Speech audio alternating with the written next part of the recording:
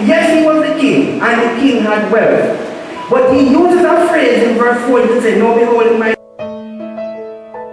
I can only imagine what it will be like when I walk by your side. I can only imagine what my eyes will see when your face is before me. I can only imagine.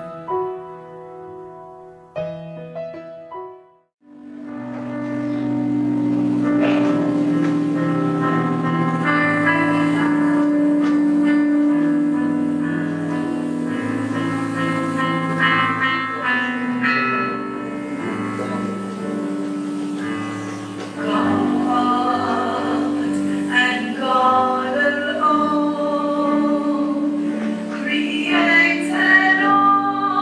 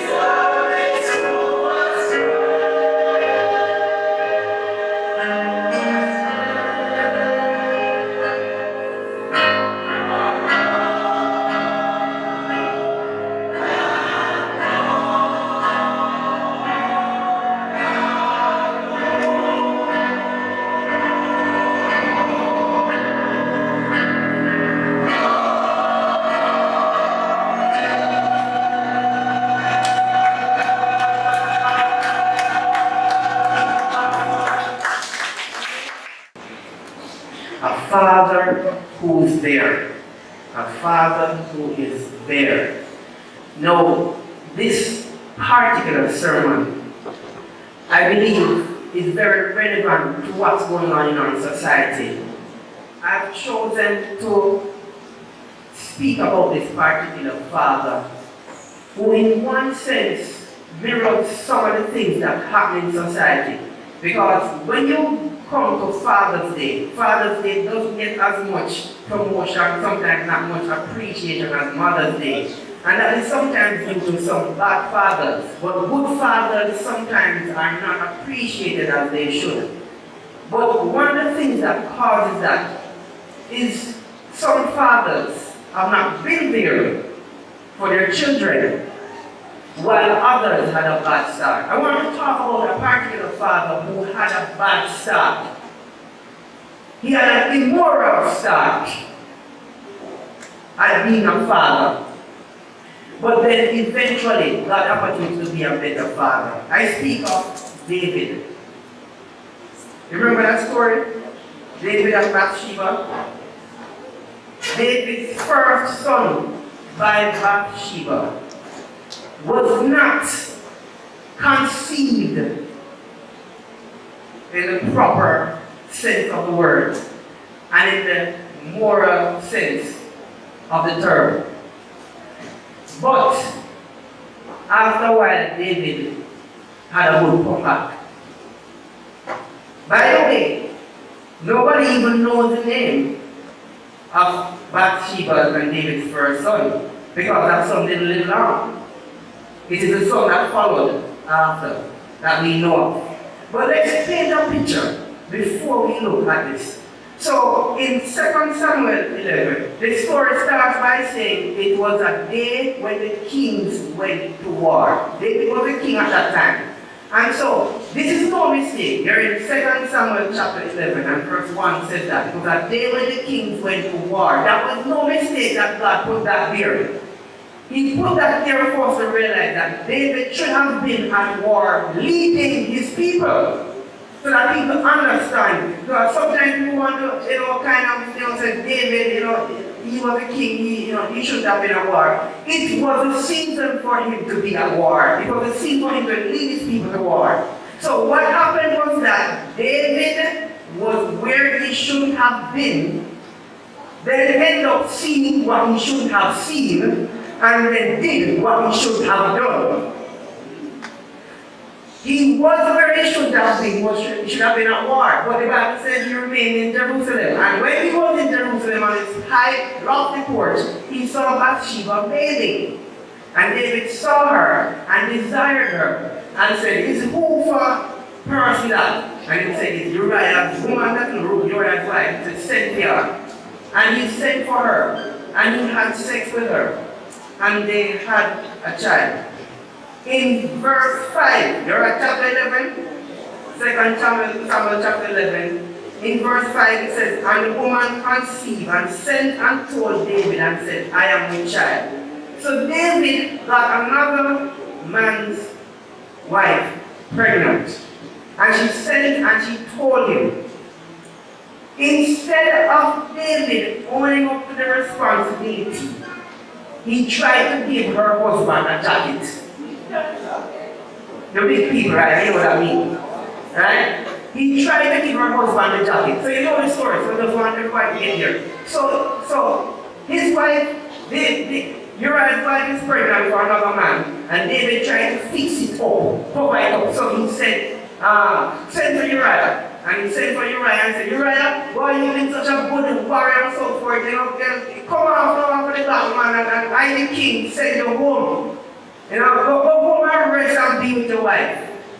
You know the story. Uriah didn't even go home, much less be with his wife.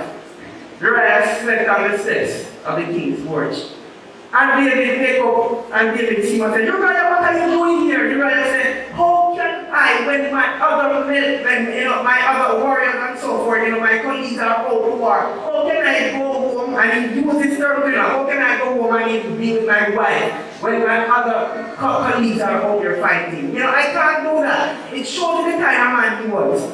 So David really started to turn and said, my word, this man just won't take the jacket, man. Because he wanted Uriah to go home, have sex with his own wife, and then he would just say, and your son, or your child. We don't even have son at the time, and so forth. But interestingly, Uriah didn't. So David had another plan. David said and called for one of his servants and said, put him at the forefront, the hottest part of the battle.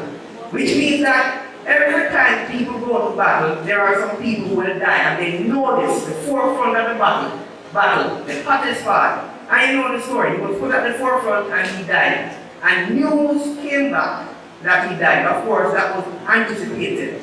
So, in chapter 11 and verse 26, it says, and when the wife of Uriah heard that Uriah, her husband, was dead, she mourned for her husband. But it was, as you would know, premeditated murder. And when the mourning was past, David sent and fetched her to his house, and she became his wife, and bare him a son. But the thing that David had done displeased the Lord. Now I want you to understand something.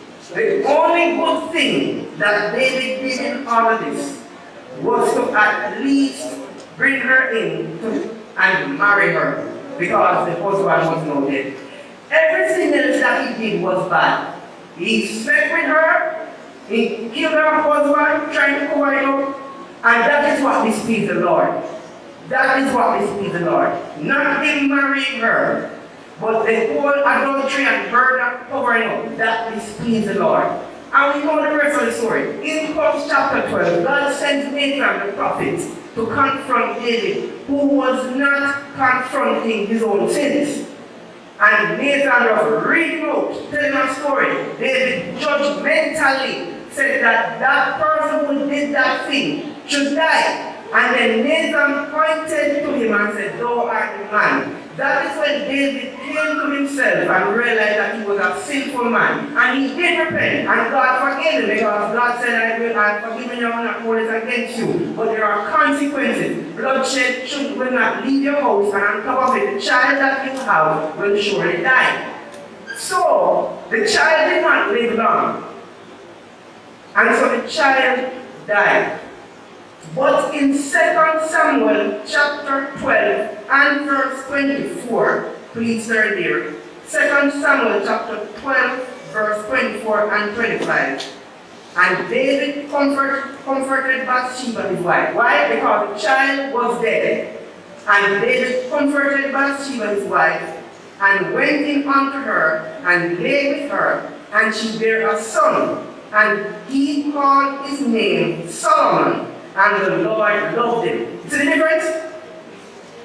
The one that was born out of wedlock, adultery, whatever, God was displeased with that. But when he had this child in marriage with Bathsheba, her husband was not there. What the Bible says? The Lord loved him. Look at verse 25. And he sent by the hand of Nathan the prophet, and he called his name Jedediah, because of the Lord. What is this all about? Here is what's happening. So now, there was an illegitimate thing that happened before, and God judged that. But now the marriage was legitimate, and they had a legitimate son, whose name was Solomon. So here's what happened. The very same prophet who had condemned the first situation, David brought back to the same prophet Nathan to commend something that has now been fixed. Here's the first thing I want to address to you fathers. If you are going to be a father who is there, here's the first thing you need to know. Take responsibility for your home. Take responsibility for your home. For your own children.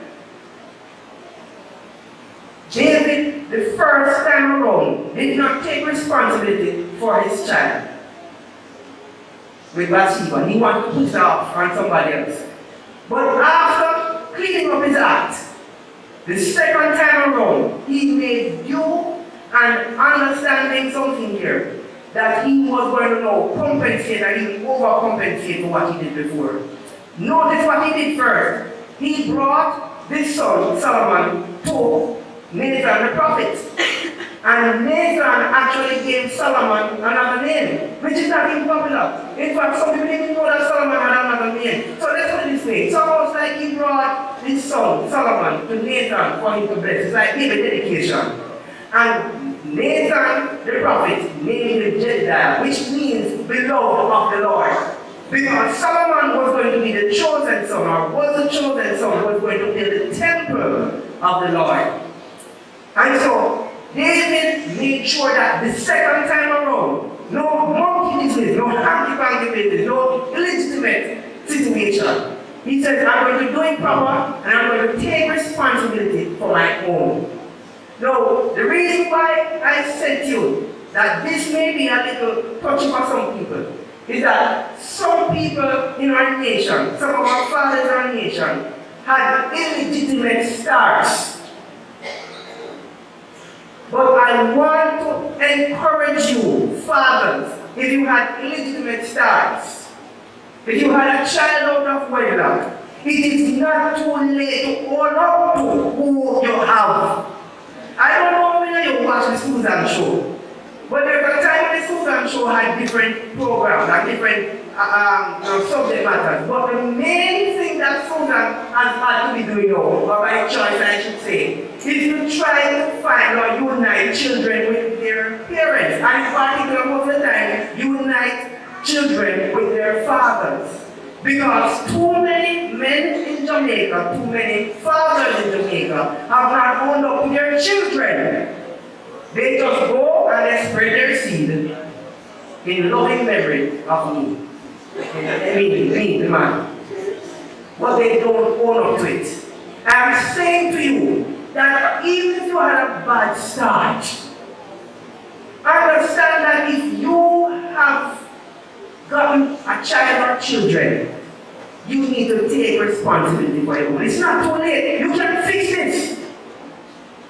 Sister Pastor mentioned it. She could not perceive living without her father. She said it makes no sense not having a father. And you know the value of a father in a child's life. So therefore, be there for them. Own up to responsibility. It's your child. It's your child. Take responsibility. Every child needs a father. So I want to encourage you men to own up to your responsibility. Take responsibility for your own. You see, David realized the ills of his ways. And he said, you know what? I have it the second time around to do. And I'm going to make sure that I do it right the second time. But the story goes on.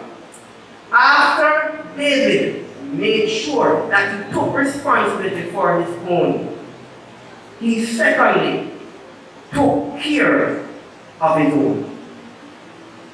Fathers, take care of your own children. David was going to make sure that Solomon had everything he needed. And these 2 points actually are in addressing the ills in our society. Take responsibility for your own and take care of your own. That is what we need in Jamaica. So let's change books and go to 1 Chronicles chapter 22. 1 Chronicles chapter 22. Solomon is still young at this time, but David was going to make sure that Solomon was taken care of. 1 Chronicles chapter 22, verses 5 to 19. And David said, Solomon, my son, is young and tender, and the house that is to be builded for the Lord must be exceeding magnificent, of fame and of glory throughout all countries. I will therefore now make preparation for it. So David prepared abundantly before his death. Remember, Solomon was young and tender. He was at a young age. And David, you know the story, which you're going to also read. David wanted to build this magnificent temple for the Lord.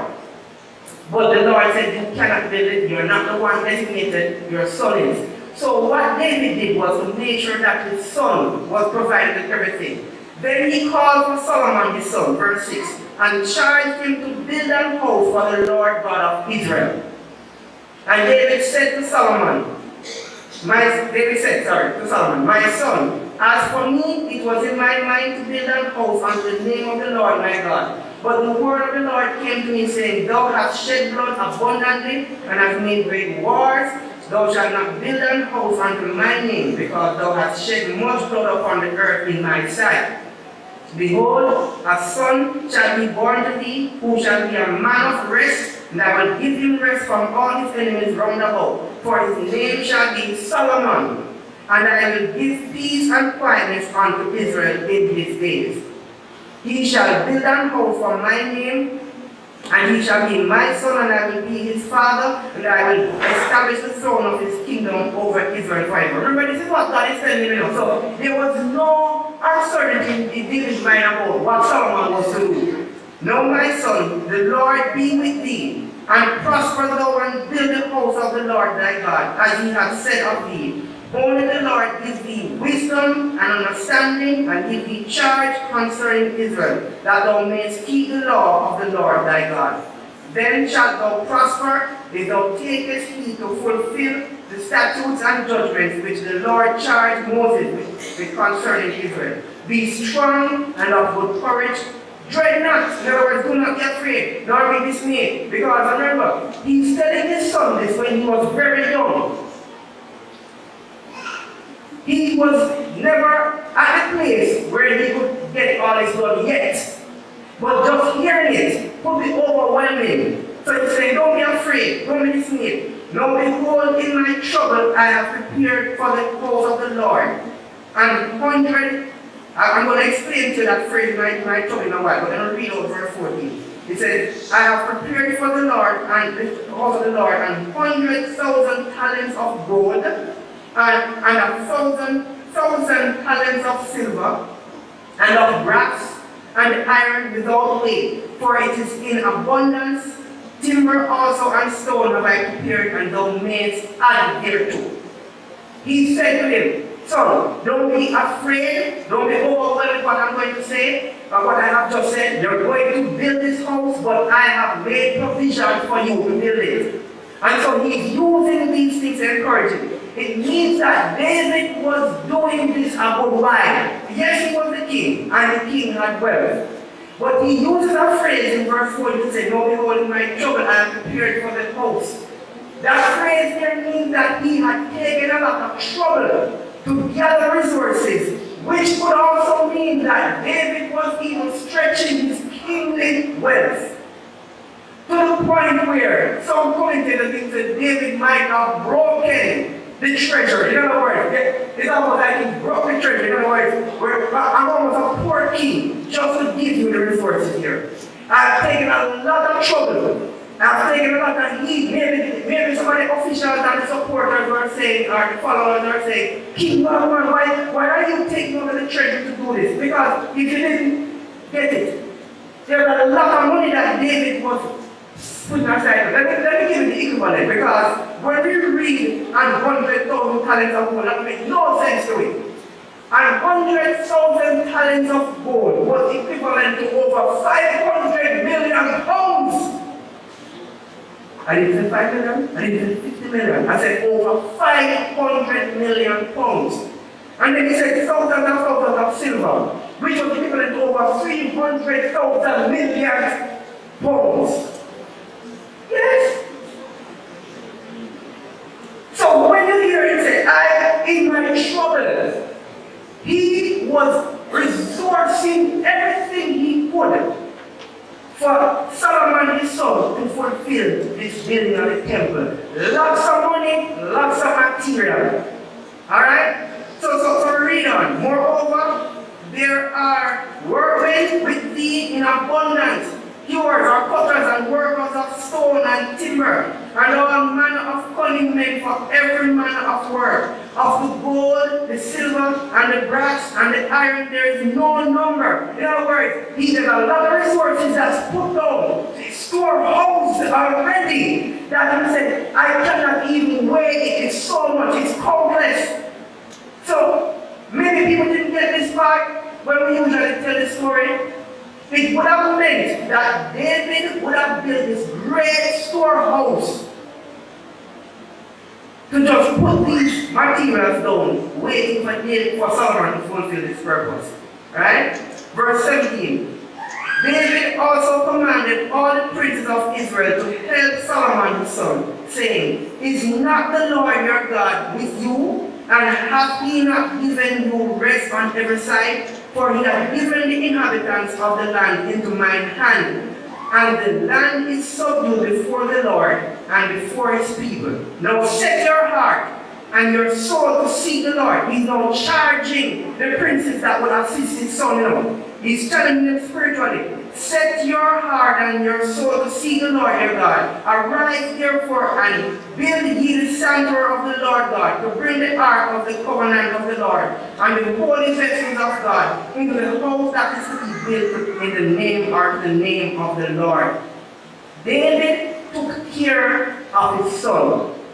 David made sure that he provided for his son. David made sure that he gave instructions to his son. David made sure that he gave guidance to his son. David made sure that he gave personnel to his son. Fathers, you take care of your children in giving them the things that they need. He was going to need support, Solomon. He was going to need guidance and instruction. In fact, if you have read through the different passages, one passage actually says this, that David said to his son, God already even given the pattern and the design for the temple. You know already know. A lot of the credit was given, and it is called Solomon's temple. But really, David was the one. Yeah. David said, God has given me the pattern. So he goes, put out everything here. Here are the material, here is the design. So when at the end of it, Solomon got, the glory, so to speak. We'll talk about that in a moment, which is an interesting thing I want to say to fathers. But go to chapter 23 and verse 1. Let me just show you some more. You're at 22 now, 23. So when David was old and full of days, he made Solomon his son king over Israel. Alright? Go to chapter 28 and verse 21. Chapter 28 and verse 21.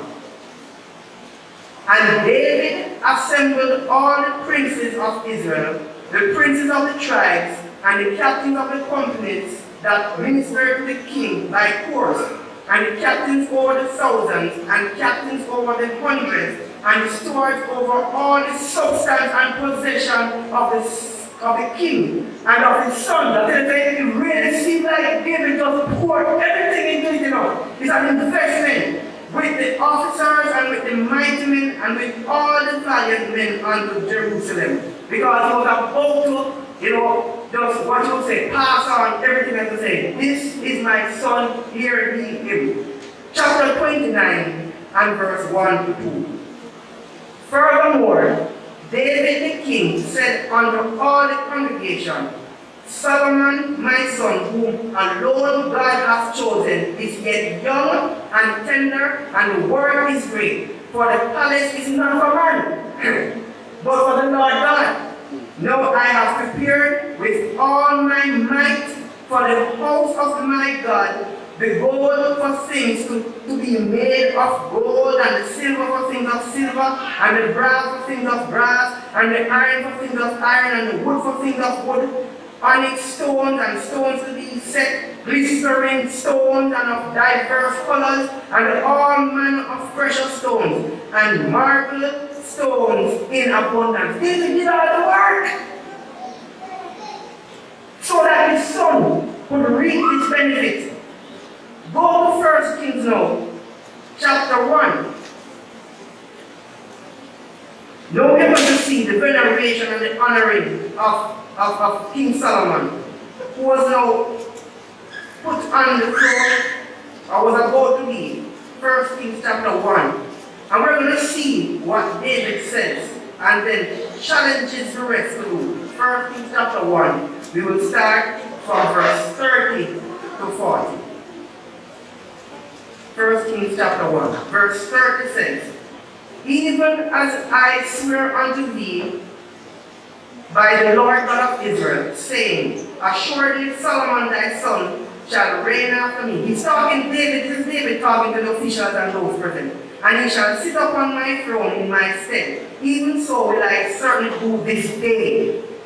Then Bathsheba bowed with her face to the earth and did reverence to the king and said, let my lord King David live forever. And King David said, call me Zadok the priest and Nathan the whole. I want you to know that throughout the whole time that prophet Nathan was there from condemnation to commendation and then to honoring. Alright? So it says, I am going to ask to bring the priest and the prophet and Benaiah the son of Jehoiada, and they came before the king. The king also said unto them, take with you the servants of your Lord, and cause Solomon my son to ride upon my own mule, and bring him down to Gihon. And let Zadok the priest and Nathan the prophet anoint him there king over Israel, and blow him with the trumpet, and say, God save King Solomon. Then ye shall come up after him, that he may come and sit upon my throne, for he shall be king in my stead, and I have appointed him to be ruler over Israel and over Judah. And Benaiah, the son of Jehoiada, answered the king and said, Here is no. Amen. The Lord God of my Lord, the king says so too. In other words, amen. So let it be, because God will tell us that's what to go. You are obeying God. Alright? And so Zadok, the priest, and Nathan the prophet, and Benaiah the son of Jehoiada, and the Cherethites, and the Pelethites went down and caused Solomon to ride upon King David's mule, and brought him to Gihon. And Zadok the priest took an horn of oil over the tabernacle, and anointed Solomon, and they blew the trumpet, and all the people said, God save King Solomon.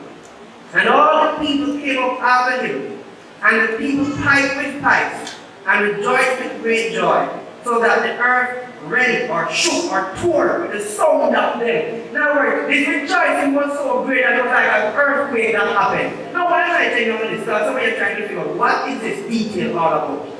Here's what I'm fixing to say. Apart from saying that you must take care of your own, which you see that David did, I want to make a statement here to men. And it goes like this. Fathers, do not be intimidated nor envious of your children's success.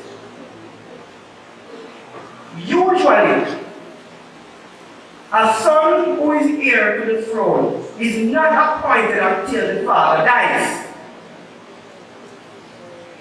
David wanted to make sure that everything was set for his son to rule and to reign, and then to build the house of God. And he was not intimidated by it. I'm saying something to some of you fathers. Sometimes your children, when you invest in them, can I put them plain here, come up better than you. Let me say that slower. Sometimes your children, when you invest in them, will come out better than you. Do not be afraid of that. Because if you invested in them, they will appreciate it. And if you're still alive, should turn around. The word should turn around and bless you back. Amen? So don't be afraid. You know that sometimes you have some fathers who want to keep down their children. You know, when we did it, the old time phrase, old time, when we did that walk, we never did this our way, we walk barefoot, and so we can walk barefoot because you walk. Listen, you understand me? I mean, not listening to father, but sometimes we almost want to say, the kind of rough life we didn't have, you must have it too. I'm not saying you must work hard, and your children must work hard. But understand something. If you see what David did to make sure that his son was a success, it was handed to him. Number one, you understand something else. Solomon had to then do the work. But David, the father, made sure that his son had all the raw materials. all the resources, all the support in order to be a success. Fathers, that's how you are there for your children. Give them the support, give them the resources, give them the raw material, give them everything that you can in order for them to go forward and be that success. Do not be intimidated. If you were just, let me not go here. Because I was going to call a profession and then it might be somebody's profession. So, if you were here and then your son grows up to be here, listen, appreciate it. In fact, that's why you're investing. So take care of your own. Don't be afraid of that. Give them all that they need. In fact, if your son or your daughter or your children grow up to be a great success, and if they were good children, they really should turn back and bless you. In your older years, you see the example here. I'm not a father, but I have a mother. Right? And it's interesting how when she was ill, you know what I the story, when she was ill, I said, Mommy, come live with me, come stay and we take care of you. Because she took care of me. And so it's the idea that if your children see how much you have invested in them, when they grow up, unless they're ungrateful or wicked, and I see what they are, but I think the statistics are greater for those who come up and they're grateful and they turn around and take care of you to accomplish what they will. So fathers, I just want to encourage you. Be there for your children. And the type of ways that you can be there for them is to take responsibility for your own and to take care of your own. When you do that, it's not just the virtuous woman who will hear this, but you too, your children, shall rise up and call you as a father blessed. Let us pray. Lord, I pray that the fathers here, the men here, will step up to the plate. And those who have already been at the plate, battling well and doing what they should, give them continued strength, courage, patience, and wherewithal in order to push their children upward. Help them, dear God, to not be afraid of the success of their children. Even if their children grow up to make more money, to have jobs that have a higher esteem, that a society would have it, that they will be so glad and proud. A good father is glad for the success of their children. So I pray that in the house here today will be men and fathers who will be so glad to see their children move upward. And that they would have helped in playing a part in the process. So Lord, I pray for all the men here at Hillview Baptist Church, that we will pattern our Heavenly Father, that our men will be good fathers, good husbands, good role models, to let the children know that indeed we love you, so we want to give you the best. We don't want to give you the worst. In fact, it should be the prayer of every father. We don't want you to suffer as we suffer. So Lord, I pray, dear God, that fathers, if they were singing the wrong tune, will change the tune and take care of their own. I pray for the fathers in our nation, Jamaica, that somehow they will look back at a passage like this, or the principle therein, that if they had a bad start and bad history, and if they disown their children, I pray that they will realize that time is still there to make amends, to make it right, and that they will hold up their children, that children who are without fathers will feel a sense of belonging and acceptance because the fathers sought them out. So I pray that those fathers who have run from this responsibility will now take responsibility for the seed that they have planted, and indeed look out for their children. And I pray, dear God, that they will take care of their children. In Jesus' name I pray. Amen. Praise God from whom all blessings flow. Praise Him, all creatures there below.